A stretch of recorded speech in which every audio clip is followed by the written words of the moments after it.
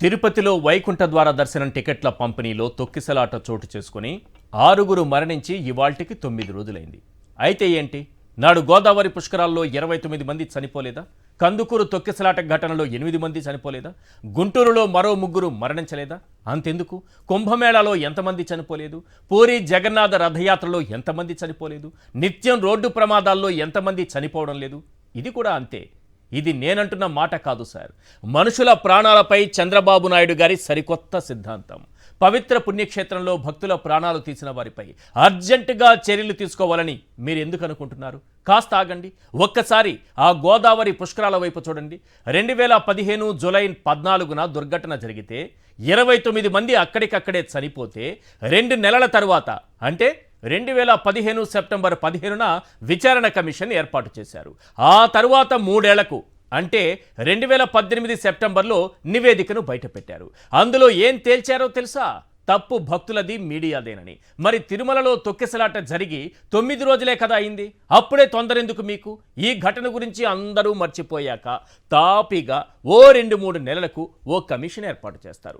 మరింత తాపీగా ఓ 3 ఏళ్ల తరువాత ఆ కమిషన్ నివేదిక ఇస్తుంది. అందులో ఎవరి తప్పు లేదు. భక్తులే వైకుంఠ ఏకాదశి రోజున దర్శనం చేసుకోవాలన్న అత్యాశతో తరలి వచ్చి తొక్కుకొని చనిపోయారని నివేదిక ఇస్తారు. మరి ఈలోపు TTD chairman, EO, JEO, private ముఠాలపై చర్యలుండవా అని గుండుపై చేయి పెట్టి నిమురుకుంటూ ప్రశ్నించకండి.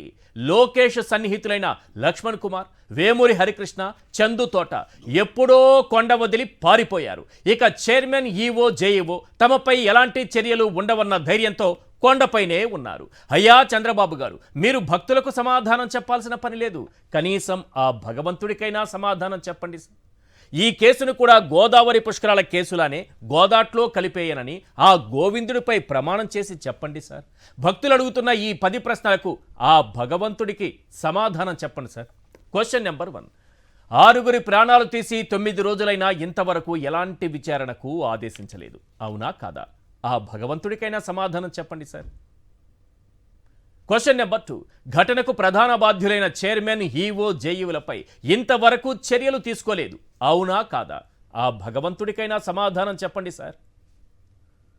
క్వశ్చన్ నెంబర్ 3, లోకేష్ బినామీలు లక్ష్మణ్ కుమార్, వేమూరి హరికృష్ణ, చందు తోట కొండను కబ్జా చేశారు, అవునా కాదా? ఆ భగవంతుడికైనా సమాధానం చెప్పండి సార్.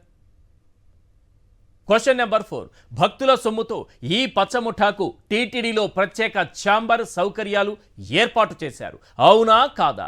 ఆ భగవంతుడికైనా సమాధానం చెప్పండి సార్. క్వశ్చన్ నెంబర్ 5, భక్తులిచ్చే భారీ విరాళాలు, దర్శనాలు, ప్రసాదాలు, క్యూలైన్లు అన్నీ ఆ ముఠా చేతుల్లోనే పెట్టారు, అవునా కాదా? ఆ భగవంతుడికైనా సమాధానం చెప్పండి సార్. క్వశ్చన్ నెంబర్ 6, ఓవైపు చైర్మన్, ఈవో ఆధిపత్య పోరు, మరోవైపు పచ్చముఠా ప్రయోగాలే తొక్కిసలాటకు కారణం, అవునా కాదా? ఆ భగవంతుడికైనా సమాధానం చెప్పండి సార్.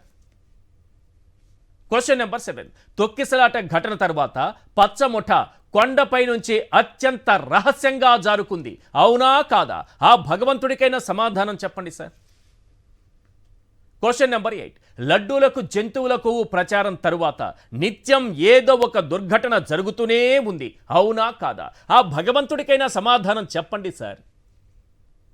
క్వశ్చన్ నెంబర్ 9, గోదావరి పుష్కరాల కేసులాగానే తిరుమల తొక్కిసలాట కేసును కూడా నీరుగార్చే కుట్ర చేస్తున్నారు, అవునా కాదా? ఆ భగవంతుడికైనా సమాధానం చెప్పండి సార్. క్వశ్చన్ నెంబర్ 10, పుష్కరాల్లో తప్పు భక్తులదే అని తేల్చినట్టే ఈ కేసులో కూడా నెపం భక్తులపైకి నెట్టే ప్లాన్ చేస్తున్నారు, అవునా కాదా? ఆ భగవంతుడికైనా సమాధానం చెప్పండి సార్. సింపుల్, ఈ 10 ప్రశ్నలకు సమాధానం చెప్పాలి.